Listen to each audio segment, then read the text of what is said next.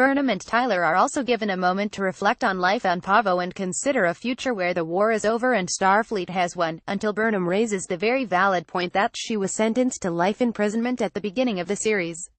Right now, it's only the war that's stopping her from seeing the punishment through, which makes the fact that Burnham is fighting so fervently to end the war all the more admirable. Related article: Star Trek Discovery vs. the Orville, which is best? This shows itself again when Burnham and Tyler's burgeoning romance allows them to briefly entertain the idea that the needs of the few or the one can be just as important as the needs of the many. It's a nice thought, but ultimately both Burnham and Tyler's actions show they know otherwise, and both fight to ensure their mission is a success, even if they disagree on how to do it. With Saru drawn in by the peaceful planet, Tyler takes over as senior officer and shows a desire to go against Starfleet protocol if it suits them.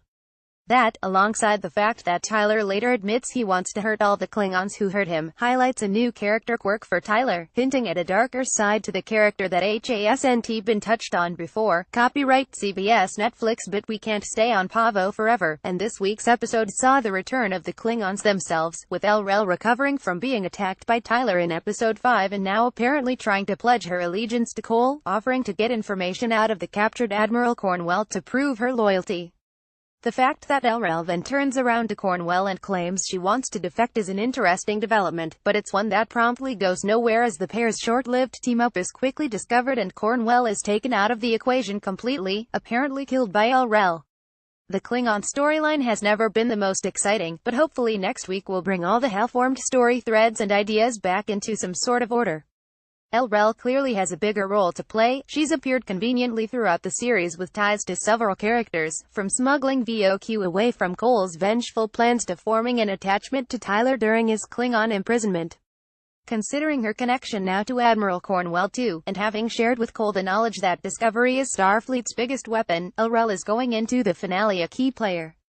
But then again, if she doesn't appear in the episode at all, at this point that also wouldn't be surprising. Copyright CBS Netflix. With so much going on, the episode just about has enough time to also gloss over the Stamets storyline too, briefly touching on his post-spore drive confusion and reiterating that the spore drive technology is generating ill effects too, which will no doubt have consequences for the Discovery in the near future.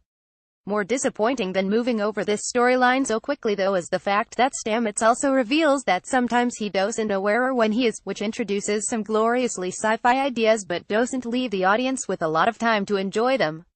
Si vis pacem, Parabellum may have been a choppy episode, but it has led the series into its mid-season finale on a strong note and set up the scene for an epic confrontation between the Discovery and the Klingons to follow.